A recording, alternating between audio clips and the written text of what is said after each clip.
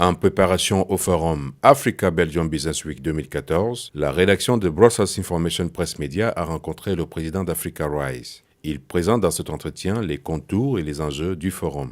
Le forum économique qui se tiendra du 1er au 4 avril 2014 ici à Charleroi va donc réunir les entreprises européennes et africaines et les décideurs d'affaires africaines.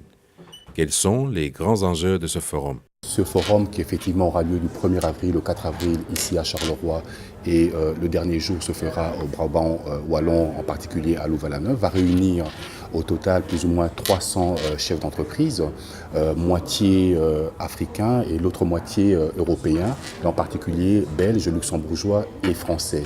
Alors les entrepreneurs et les chefs d'entreprise, les décideurs d'affaires africains viennent de toute l'Afrique francophone. Il s'agit d'un forum francophone, d'Afrique du Nord, de l'Afrique de l'Ouest, de l'Afrique centrale et même de l'Afrique australe avec Madagascar. L'enjeu est bien simple, c'est de mettre en contact ces deux mondes qui ont besoin d'échanger en termes de projets d'affaires, en termes de missions en ce qui concerne leurs entreprises et leurs affaires. Et donc, Africa Rise joue un rôle de facilitateur entre ces deux mondes qui ont envie de se rencontrer. Vous avez analysé la demande des entreprises africaines. Quels sont les domaines où les besoins sont les plus criards et qui seront au cœur de ce forum? Le plus grand domaine, si je peux dire, le domaine où les besoins sont les plus importants, c'est vraiment la construction, c'est la mobilité, le transport. Et c'est également, malgré tout, quand même, l'agro-industrie. Et c'est vrai que 75% des chefs d'entreprise et des décideurs d'affaires africains qui se déplaceront très prochainement, d'après nos statistiques, relèvent de ces deux domaines d'importance.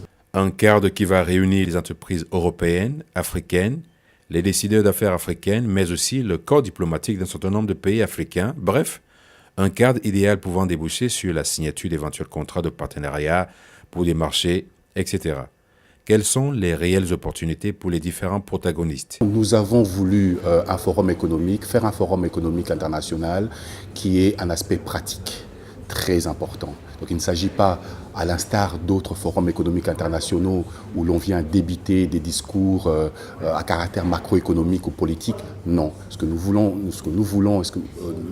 faire, si vous permettez, c'est vraiment que des entreprises africaines qui ont des réels projets d'affaires puissent venir les exprimer ici et trouver des partenariats. Permettez-moi un exemple.